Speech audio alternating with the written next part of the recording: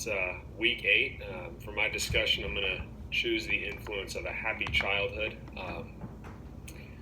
I looked through the 7 influences in the text numerous times, just kept going back and forth, wanting to pick the right one or the one that was maybe most interesting. But at the end of the day, I wanted to pick one that really caught my eye, and that was a happy childhood. There were definitely some surprising things that I wasn't expecting to read from that chapter, and just overall it was a section that really caught my eye, and I assume it did for you as well. But I mean, you look throughout the text and they chose a lot of different exemplary and competent leaders. Infamous people such as Adolf Hitler were chosen, Mao, and then more iconic people like Henry Ford, Sam Walton were chosen a little bit. And you read through their stories and you see that, a somewhat satisfying childhood is, I don't want to say required, but it certainly pays off in the long run for a lot of these leaders and a lot of people as well. And that's not exactly something that's too surprising to most of us. I would say that for the most part, we could look at our childhoods and say that they truly shaped a very significant part of our lives. So you look at psychologists like Sigmund Freud, who connected childhood to a very, very significant part of shaping your life. And I think the same is leadership. I think the same is true for leadership in the way that our childhood shapes a lot of who we are. That kind of goes without saying a little bit, but when you dive into it, it really becomes a no-brainer. So you look at some of these specific stories and tragedies even. So I've got the book with me here. I wanted to make sure I didn't confuse this with another one. You got Henry Ford detesting farm work. At the age of 12, his mother died.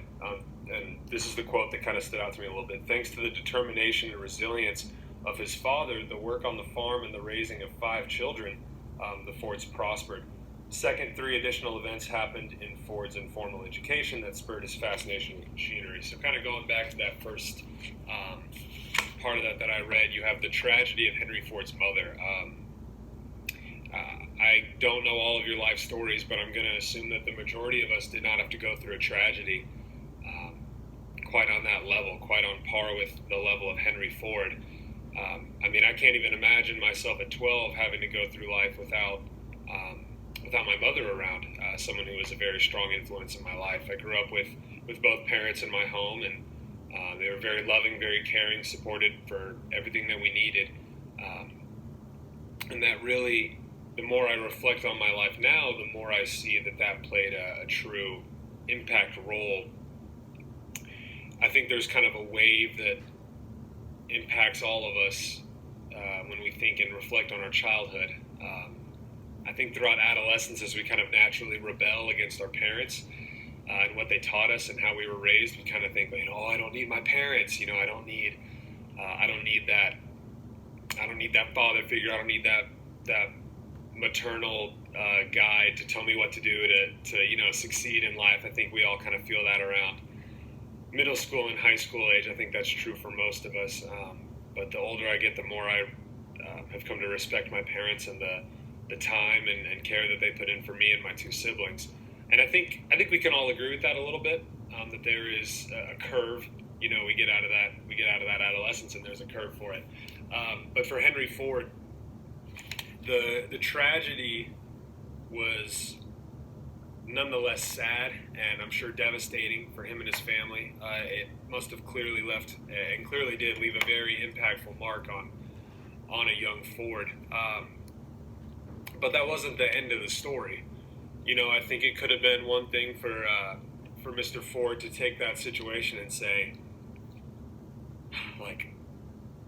my life sucks, and I'm sure it did after that happened. And he could have taken that and kind of ran with it and living a life of self-pity even. And as easy as that would have been, I think the resilience shown by his father really made a clear impact.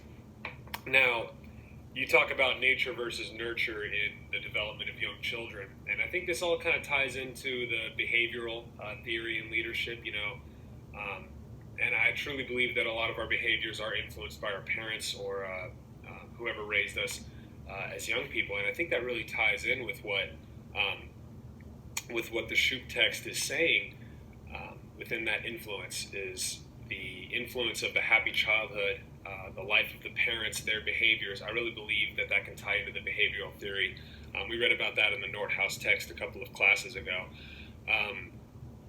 And kind of the main thing I see in that is the correlation between the actions of our parents and the actions of myself, and the actions of any given person, really, today.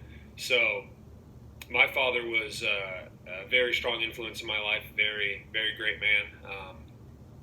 And there's a lot of things that I think he would do or say that as I get older, I try not to do, but at some point I really can't help myself because,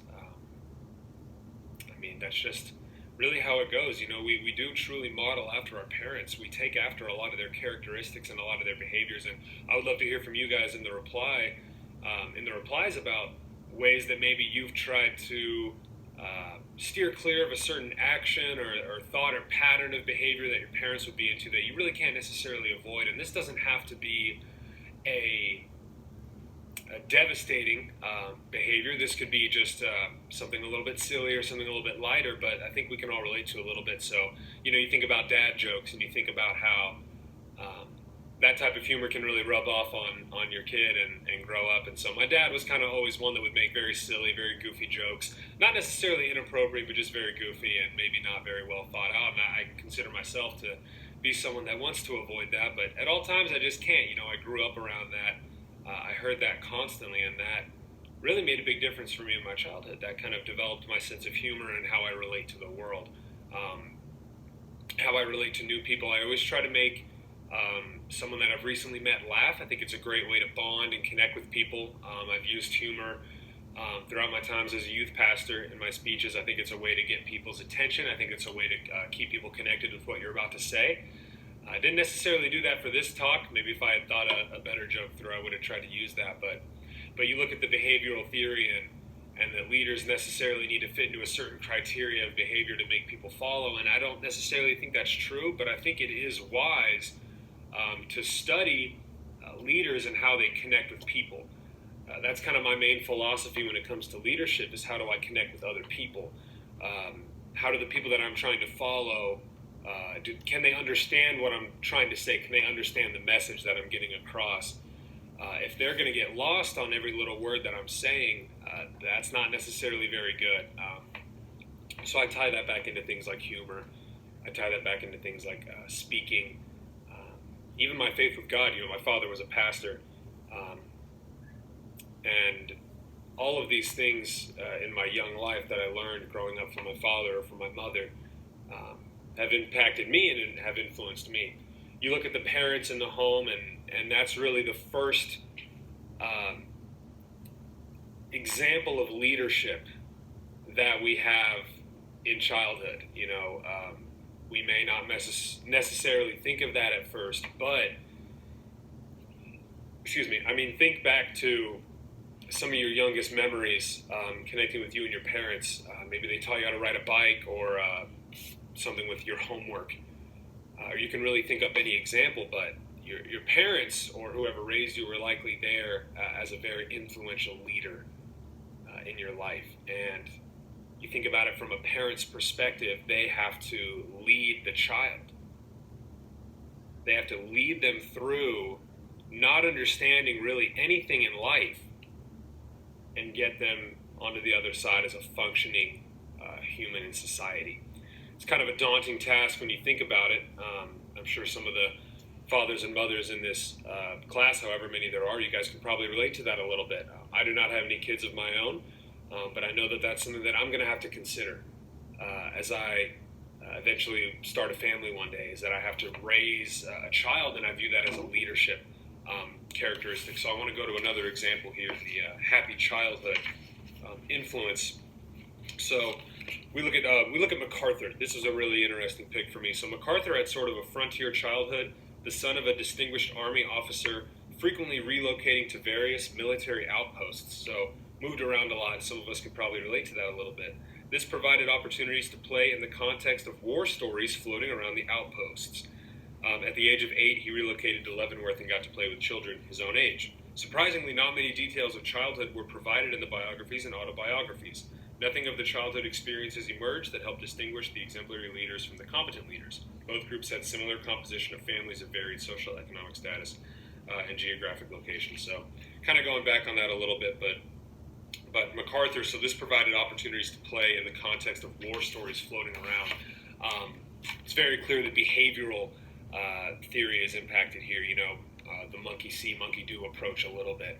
We have only so much perspective that we gain in the young years of our lives that it's very influential what is being received in our brains, what is cognitively being received. It's quite an interesting study what goes on in the brain at the very young age of most people. So age 0 through 7 is where most brain development starts. That's a proven fact, and at this point there's really going to not be enough evidence to dispute that. So you have to consider what is being taken in from those young ages. So MacArthur moving around a lot, I'm sure that gave him more of a wider perspective. And truly, I think a wide range of experiences goes a long way with young children. If they can interact with different groups of people, maybe or maybe not necessarily doing all the same thing. So for MacArthur, it was moving around to the posts, but they were all doing the same thing, but it was various people. So he was getting a wide range of perspectives, all based around the same thing. And you talk about some of the theories that go into perspective and the world approach of, or the world view and the approach that some leaders take, and that young age clearly is coming into play a role in here. So when I say that influence jumped out to me, I mean that because in leadership, I tended to more think that the influences we gained would be in young adulthood. Some of those apprenticeships that are talked about, some of those critics and adversaries. You're not going to have a lot of critics and adversaries at age 5. So I compared that I compared that influence to some of the influences in the Shoup text, and it just popped out at me. So if a happy childhood,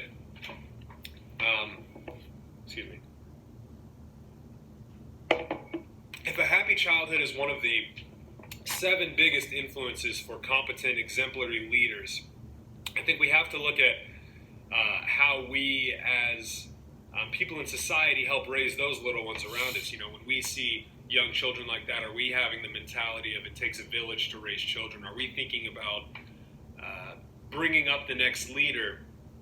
I don't think necessarily we think about it that way. We just kind of think, it's a small child. Let me do this or that, or say whatever. That's not necessarily the point. But I do want us to be aware that a happy childhood being one of the 7 most important influences, I think that should impact the way we relate to the world around us, how we connect and see young people, or even raise kids of our own. I think it's very important to reflect on our lifestyle. In the Bennis text, reflecting on life as a way to understand ourselves and understand leadership was very impactful for me this semester as I read through that. That quote really stood out to me. The best way to understand your life is to reflect on it. And I think reflecting on our young experiences is very important. We don't necessarily need to write an autobiography to make that happen, but if you want to jot down some notes or start a document that connects how your early life influences have impacted your current leadership or current ability to lead, I think that's a very important thing to do. We need to understand our lives by reflecting on them. That's Bennis's words, and you connect the behavioral theory and how that connects with the nature versus nurture approach of our parents. I think it's very important. Very important. Shoup clearly noticed that when he included it in his influences, and I wanted to further expand on that as well. So I'd love to hear from you guys. What do you think about a happy childhood as being one of the most important influences? Does it necessarily have to be a happy childhood or just a supported childhood? Does it need to be connected to behavioral theory in the way that I've connected it? And how has your young life that you now reflect on, how has that changed the way you see yourself in leadership. So for me, it was my humor connecting to other people. I like to use that as a way to connect with other people. Growing up with a father as a pastor, I learned to relate to people of many different backgrounds early on. He used humor to connect with them and get closer to them as humans, to understand them better. I use the same behavioral approach now. So I'd love to hear from you guys if you gained any behavioral approaches from your parents that have helped you connect with others. And I'd lastly like to hear from you if you agree with Shoop that a happy childhood is one of the true influences. I think there's a lot to be said about that. Childhood clearly is a very, very structural part of our life that matters way more than we like to think about sometimes, because it does require a decent amount of reflection. So I'd love to hear from you guys on this. Congrats on making it to week 8 and finishing the semester strong. Looking forward to hearing your responses and continuing on this coursework. So, all right.